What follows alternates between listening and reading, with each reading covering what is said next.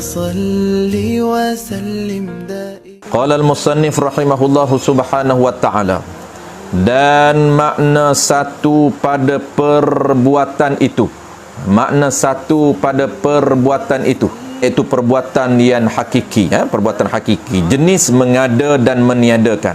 Tu dia panggil sifat fa'il, ialah tidak ada perbuatan yang lain, tak ada perbuatan lain yang bersekutu, yang berkongsi, yang berpadu tenaga dengan perbuatan Allah Ta'ala. Ini makna pertama. Apabila kita sebut ternafi bilangan dalam bentuk pertama, bentuk yang muttasil, bentuk pertama, dia panggil bentuk bersambung. Dalam satu perbuatan Allah ada perbuatan lain, tidak ternafi.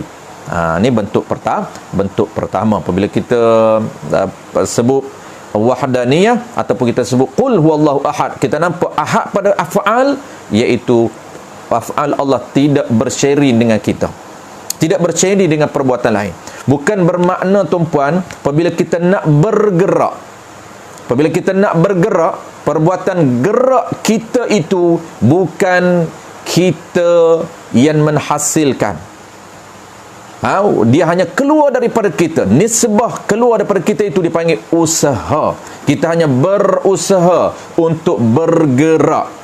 Tetapi perbuatan gerak itu bukan perbuatan kita. Kalau kita i'tiqad perbuatan gerak itu perbuatan kita, maka salah dari segi i'tiqad. Kenapa? Kerana jadi berbilan perbuatan Allah Ta'ala. Allah yang mencipta gerak, tiba-tiba kita kata kita yang mencipta gerak. Kalau kita tak nak bergerak, kita tak akan bergerak. Bermakna gerak itu kita yang buat. Dia nampak dia yang buat. Itu penting kepada pemahaman yang tepat berkaitan dengan konsep wahdaniyah pada perbuatan Allah. Kalau kita pun boleh buat gerak, Allah pun boleh buat gerak, maknanya ada dua perbuatan. Perbuatan kita menghasilkan gerak sama dengan perbuatan Allah yang menghasilkan gerak. Perbuatan menghasilkan gerak bukan perbuatan kita. Cuma kita akan sebut sekejap lagi last sekali secara kesimpulan, cuma dia keluar daripada kita. Maka nisbah keluar daripada kita itulah dalam mazhab akidah Ahlussunnah wal Jamaah dinamakan usaha dan ikhtiar. Ikhtiar tu pilihan. Kita buat pilihan dulu sebelum bergerak. Nak bergerak ataupun tidak, kita buat pilihan. Pilihan itu dihasil daripada apa? Hasil daripada sifat iradah. Takluk daripada sifat iradah yang Allah letak dalam diri kita, sifat yang bernama iradah, yang kita panggil mau. Kita ni ada keinginan, ada kemahuan, ada keinginan untuk bergerak. Kenapa kita ada keinginan? Boleh keluarnya keinginan, rasa mau ni kerana Allah Ta'ala mencipta sifat dalam diri kita yang kita boleh trace, nama dia ialah sifat iradah, iaitu sifat yang bernama mau. Bernama mau, pemahu dia panggil, kehendak.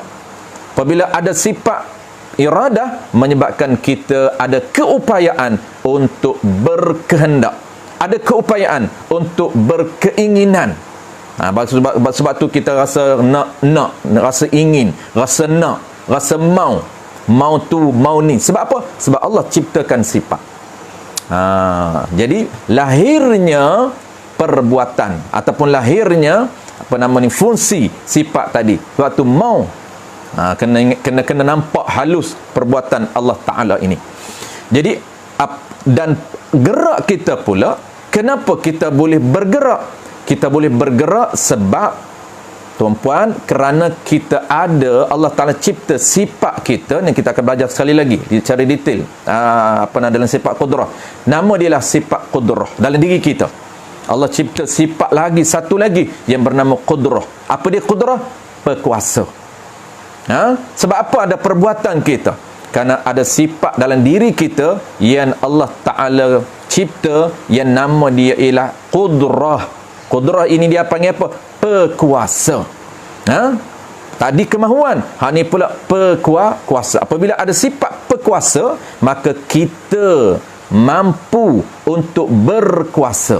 Tapi ingat, bukan kita yang mencipta. Allah mencipta sifat yang bernama perkuasa, kemudian takluk sifat itu, fungsi sifat itu bukan juga kita. Siapa? Allah.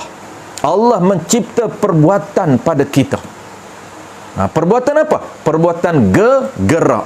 Allah cipta sifat perkuasa, energi dalam diri kita. Allah cipta energi, Allah cipta rain dalam diri kita. Kemudian satu lagi Allah cipta Allah cipta yang nama dia lah perbuatan. Apabila kita rasa nak bergerak, kita bergerak.